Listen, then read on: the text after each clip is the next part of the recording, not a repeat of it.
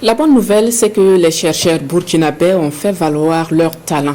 Après une vingtaine d'années d'investigation, ils ont réussi à mettre au point un médicament qui fait ses preuves aujourd'hui. Il s'agit du FACA, une découverte qui porte entièrement la griffe de l'Institut burkinabé de recherche en sciences de la santé. La genèse de la découverte de ce produit avec Karim Bikenga. Du génie des chercheurs burkinabés est né le FACA. Un médicament aux vertus qui donne de l'espoir aux patients souffrant de la drépanocytose, maladie génétique la plus répandue au monde. La drépanocytose, c'est une maladie génétique, c'est-à-dire qu'on ne peut pas guérir cela comme ça.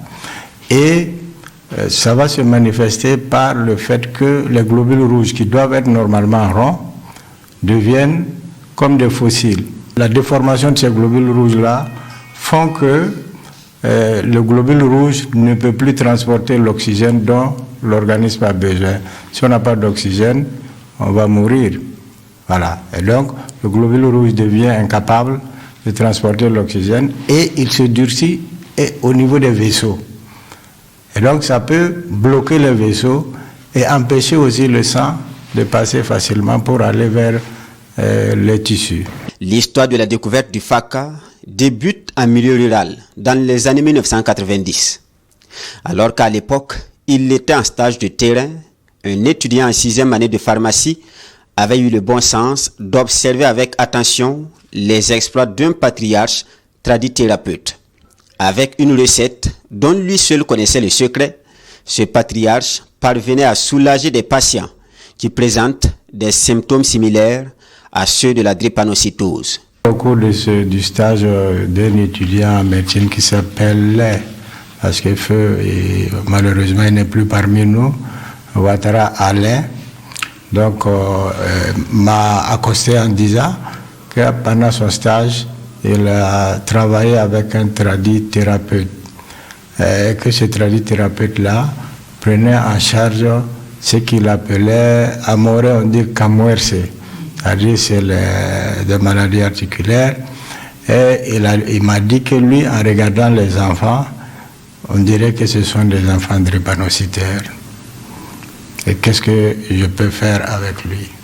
Bon, je lui ai dit, on va formuler un sujet de thèse, puisqu'il était en fin de formation, et on va faire la recherche pour voir qu'est-ce que c'est exactement.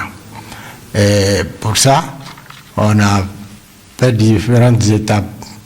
La première étape, c'était de recueillir les informations juste auprès du tradithérapeute.